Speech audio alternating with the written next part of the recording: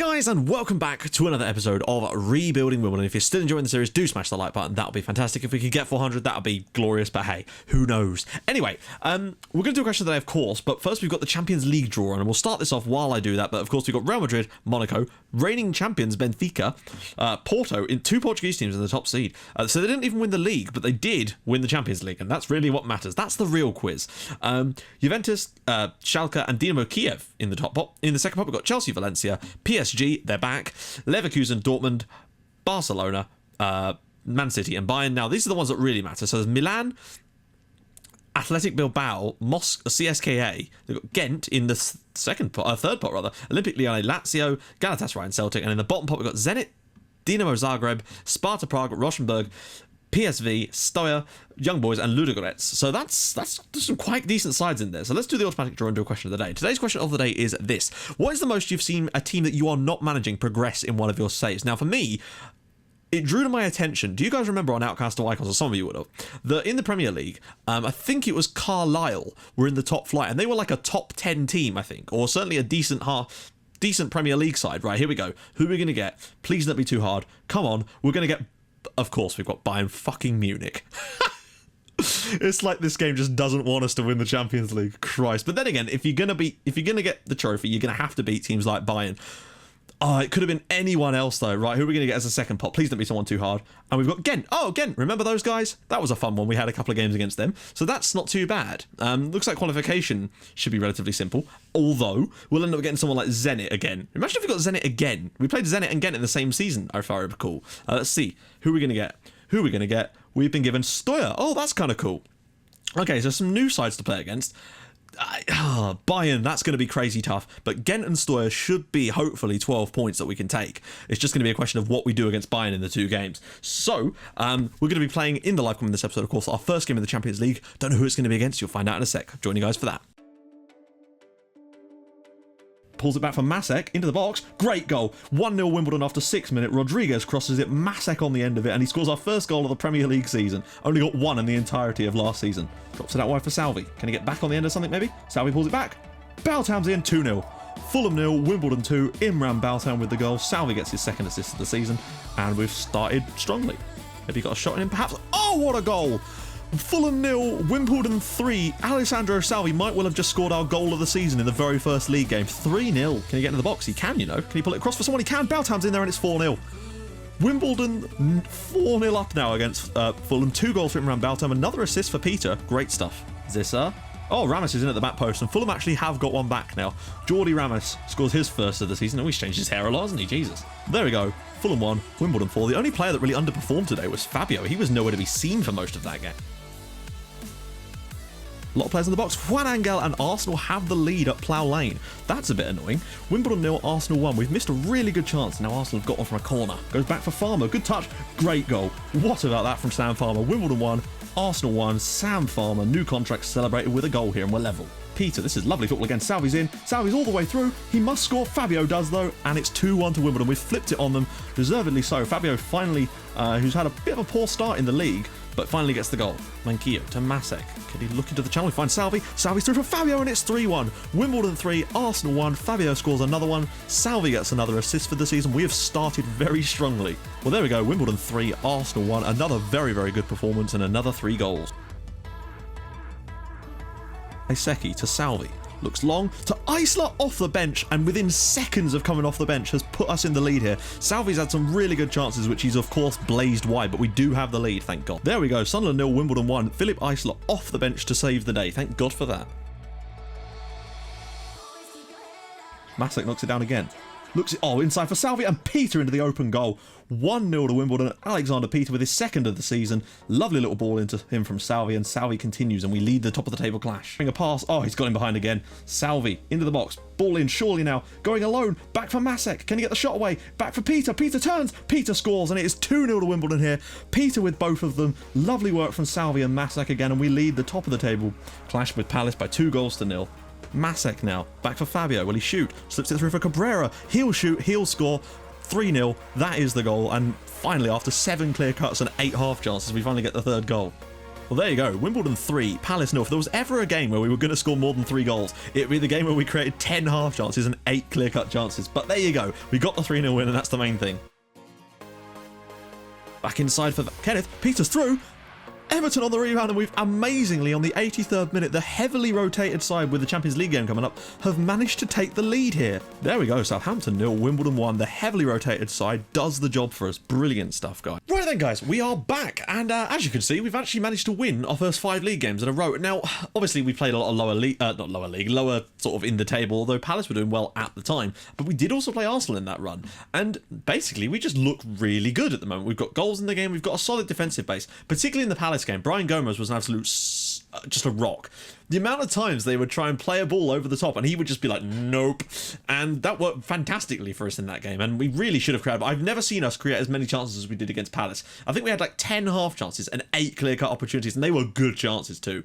I'm amazed that we didn't get more. That's the best I've ever seen us play. Now, a little bit of a tidbit. We're actually the favourites for the Champions League. We're 9-1 favourites to win the damn thing. That's come out of nowhere because we weren't even mentioned last time.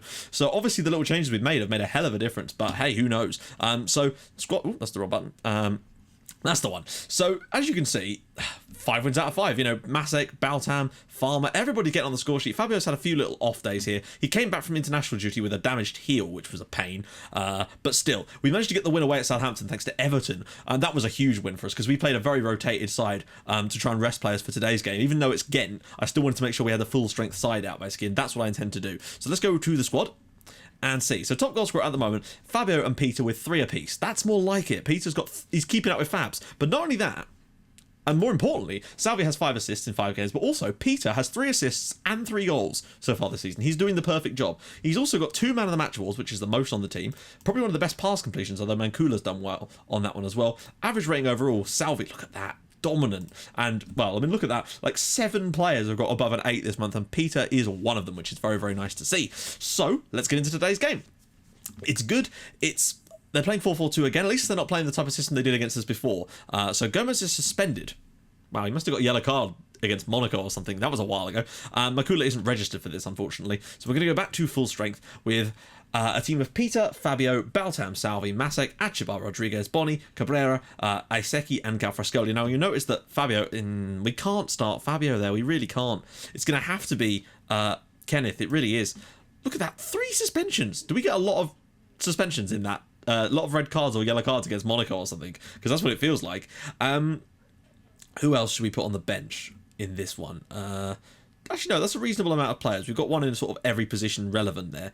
Yeah, Aiseki I've been preferring to Mankio a bit this season. He's done well in the times he has played. So, Boni and Cabrera, not what I would have ideally gone for, but probably still the preferred 2, although Zissa's on the bench as well. My assistant is actually starting to prefer Christian Boni now, which is interesting. What's his rate? Oh, it's 2 stars, but he's a decent little player. He's not signing a new contract at the moment, though, so I need to sort that out. Hopefully getting him some game time this year will allow that to be smoothed over relatively easily, so he'll actually want to play for us. So, most teams have played, I think every single team have played a 4-4-2 against us this year. Don't know why. That was something we never saw that much last season, but this year, they're all about the 4-4-2.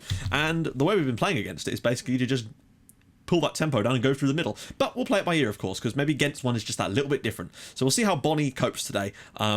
He did okay when he came off the bench in one of the games. We just need to make sure we get the victory, basically. That's the key thing. But if we could put a few more goals past them just to make sure that'd be ideal. Peter around the side, Salvi in.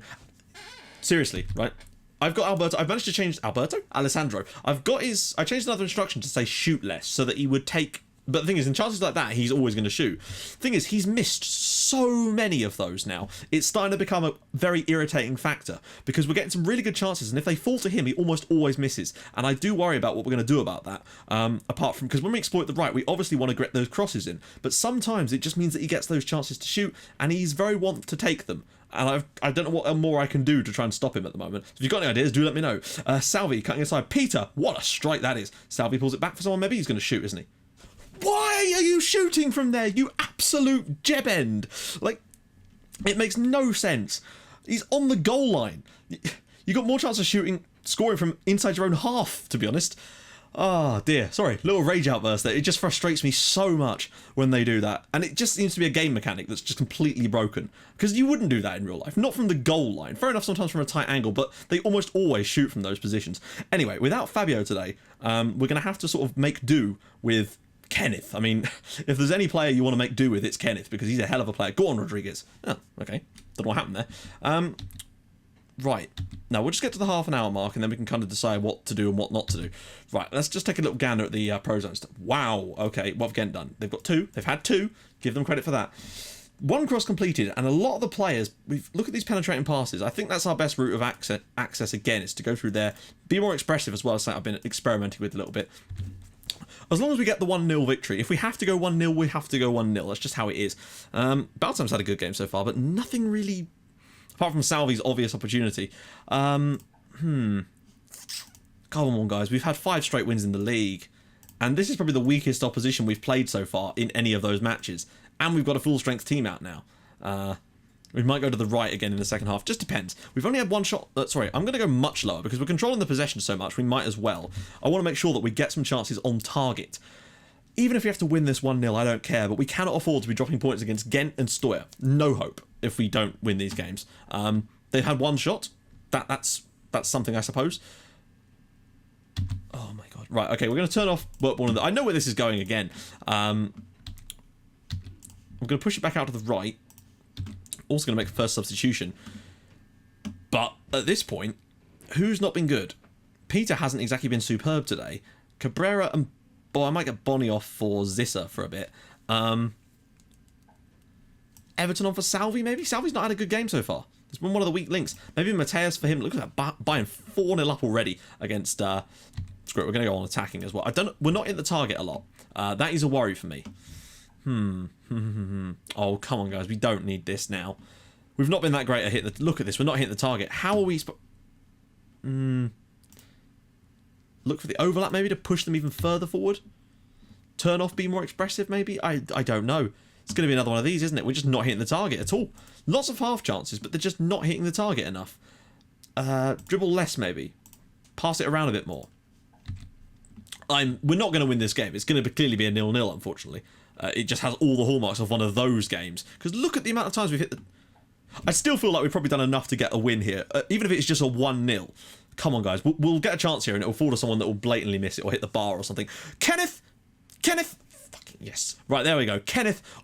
Thank God for that. Bayern are 5-0 up. We've got to try and keep up with that type of thing. You know, these are the sort of games that we need to win a bit more comfortably than we actually have in the end. But as long as we get the win, that is the main thing, I suppose. Because after all, it's going to come down to the head-to-head against Bayern to decide really whether we win the group or not. And I feel like 2 games against Bayern are going to be crazy difficult. I might do the Bayern game as a live comment in the next episode. Great initial strike from Kenneth. What a save from Willems. Thank God for the rebound. And Kenneth, whose hair is much more blonde in the 3D match engine than it appears in the picture. Let's just quickly get rid of that, just in case they immediately go up the other end and equalise, which would be a bit of a kick in the teeth, I have to say. Let's see. Balsam's had a really solid game, actually. Kenneth's done well in place of Fabio. Looks like we're going to get away with it in terms of the result. I mean, sometimes they just have these games where the creativity just doesn't seem to quite be there. We've not hit the target enough, really. Get that. Cabrera's gone through him, but it doesn't matter. Having no Gomez and stuff for today might have contributed, but still. 1-0 to Wimbledon. We got the win. Phew, is all I can really say. That is very, very timely, that win. Why is it Imran Baltam, man? 17 key passes in 1 game from Imran Baltam. That is astonishingly good. That really is outrageous. And I'm very, very pleased for him. So, yeah, I probably will do the Bayern game in the next episode because I do want to concentrate a bit on the Champions League, but I don't want to show every game in the group stages because, of course, you just have too many then. But we will do the Bayern game. I know that means there's only like 3 Premier League games in between, but I know you guys will want to see us go to the Allianz and see what we can do in the away leg because I want to show the harder games in live comms. Dear. So, I might just cut to where it's actually doing something. Right then, guys, we're back, finally. And so, in between them, we've got Premier League, we actually had another Premier League game that's been rescheduled, apparently.